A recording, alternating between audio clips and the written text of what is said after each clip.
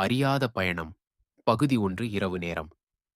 நகரத்தின் நடுப்பகுதியில் அமைந்திருந்த ரயில் நிலையம் வெறிச்சோடி இருந்தது.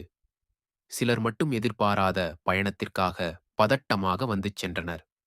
அந்த நேரத்தில் ஒரு இளம்பெண் ஒருவரும் வயதான மனிதருமாக இருவரும் அவசரமாக ஒரு ரயிலை நோக்கி ஓடினர். "அத்தை, நாம் இந்த ரயிலில் ஏறினால்தான் உயிர் பிழைக்கும்" என்று அந்த இளம்பெண் பயமாக கூறினாள்.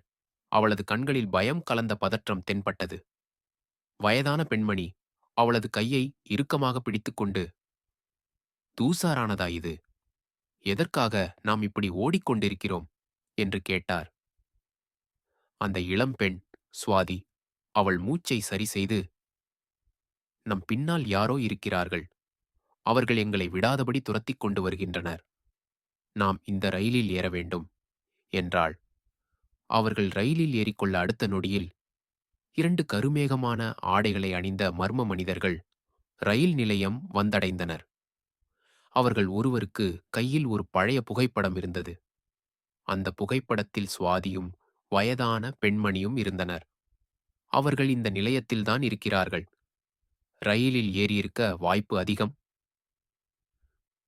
என்று ஒருவர் மற்றொருவரிடம் கத்தினார். ரயில் மெதுவாக நகரத் தொடங்கியது. சுவாதி மற்றும் அவளது அத்தை அவர்களது பயணத்தை அறியாமலே ஆரம்பித்து விட்டனர். ஆனால் யார் இந்த மர்ம மனிதர்கள்? ஏன் அவர்கள் சுவாதியை தேடுகின்றனர்? சுவாதியின் வாழ்க்கையில் என்ன மர்மம் இருக்கிறது? பகுதி 2 விரைவில். இந்த கதையின் தொடர்ச்சியை உருவாக்கலாமா?